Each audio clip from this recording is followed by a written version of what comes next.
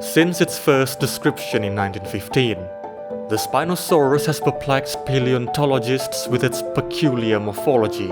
Its most prominent feature, also the inspiration for its name, is the set of extremely elongated neural spines on its back. This structure is arguably the most striking trait of any theropod dinosaur.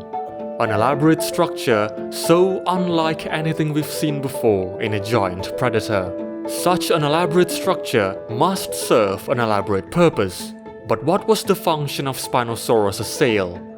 What evolutionary pressure demanded the generation and promoted the selection of such an extreme and metabolically expansive appendage? Well, decades of studies have come up with a handful of theories. Some seemingly contradict one another. In this video, we'll explore each hypothesis, the arguments for and against them, and rate them from 1 to 10 based on their scientific relevance and consistency.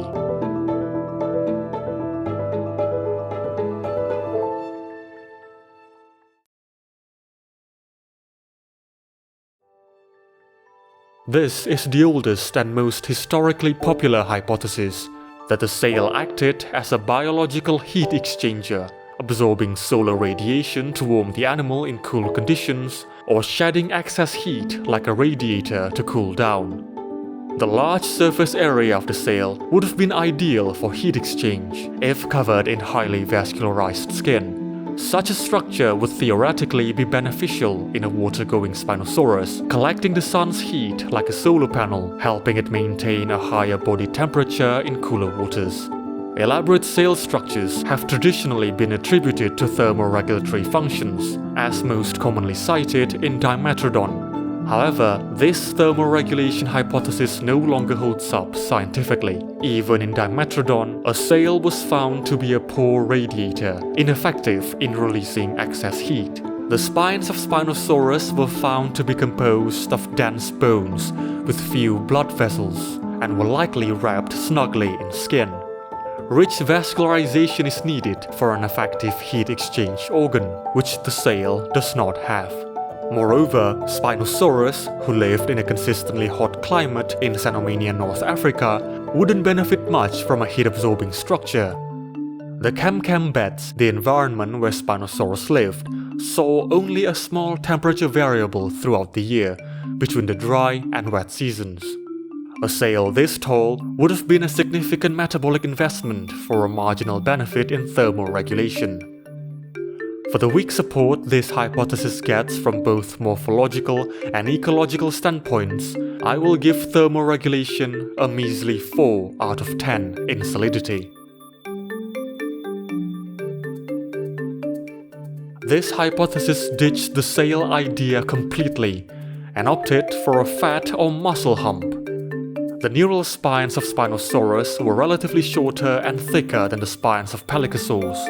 They more resemble the neural spines of extinct humpbacked mammals. This would make sense for an animal living in an environment where food availability changed over time, like the seasonal environment of the Cam in Cretaceous North Africa. A muscle hump is also plausible, serving postural functions that might help Spinosaurus to move and hunt. The problem with this hypothesis is that although the spines of Spinosaurus are proportionally thicker than those of Dimetrodon, for example, they still do not provide an ideal structural support for a thick and heavy mass of soft tissue. The spinal processes tapered towards the tips and lacked attachment scars of connective tissues. If a hump were present, it likely wouldn't have reached the full dramatic height of the neural spines.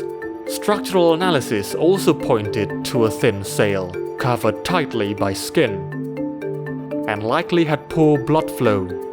For this inconsistency, the hump hypothesis deserves no higher than a 6 out of 10 rating in scientific plausibility.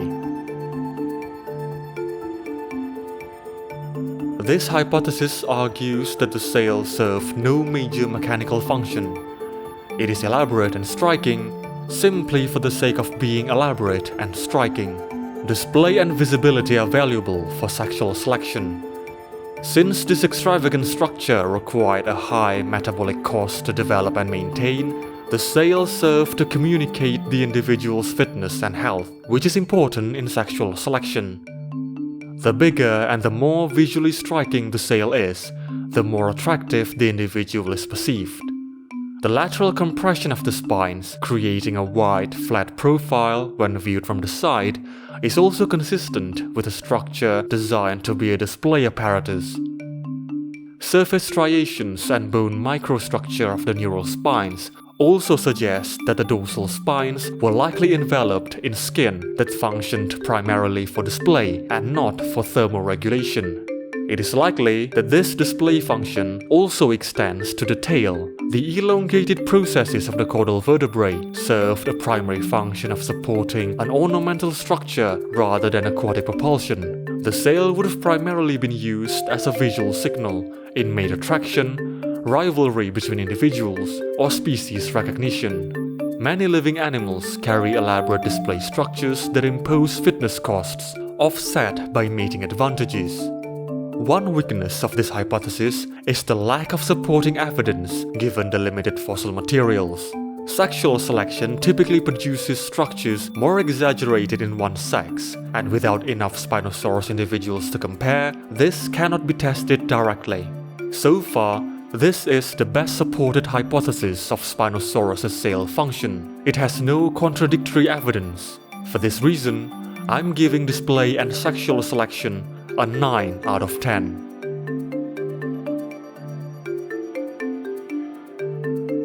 The newest of the 4 major hypotheses, proposed in the context of growing evidence that Spinosaurus was a semi-aquatic animal.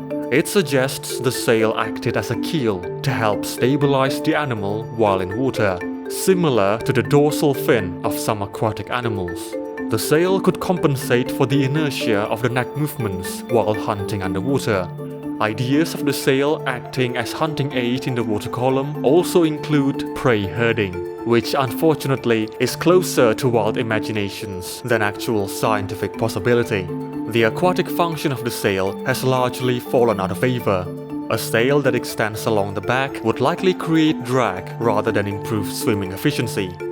Modern semi-aquatic reptiles are effective aquatic predators, and they manage without such structure.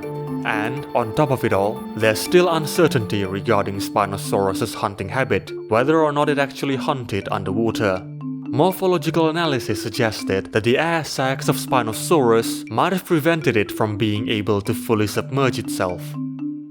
Apart from its denser bones, which is not exclusively a marker of aquatic adaptation, Spinosaurus didn't exhibit any morphological adaptations that would make it an aquatic pursuit predator more so than a shoreline or wading predator.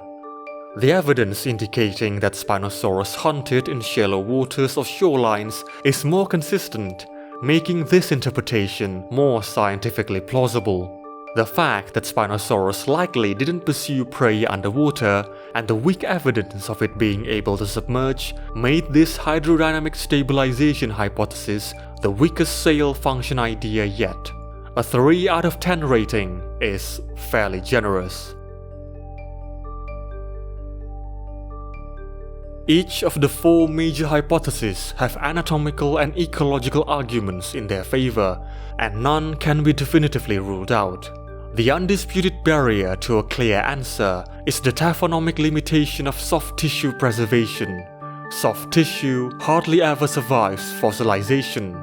The fossil record of Spinosaurus itself is exceptionally fragmentary, with the original type specimen destroyed in 1944, limiting biomechanical and morphometric analysis even further, resulting in different research teams applying digital modeling to the same animal to reach opposing conclusions. Methodological disputes further complicate matters. The display and sexual selection hypothesis currently holds the strongest support, grounded in bone microstructure analysis, comparative anatomy to living sail-bearing reptiles, and the well-established evolutionary principle that metabolically expansive and visually elaborate structure serves as an important tool to communicate individual fitness and thus sexually select it. Despite this, it remains plausible that the structure served multiple functions simultaneously, as is common in sexually selected traits across extant taxa. Without exceptional new fossil materials, the debate is unlikely to reach a definitive resolution. For Spinosaurus, it's become part of its identity in the paleo community, notorious for being a massive subject of debates.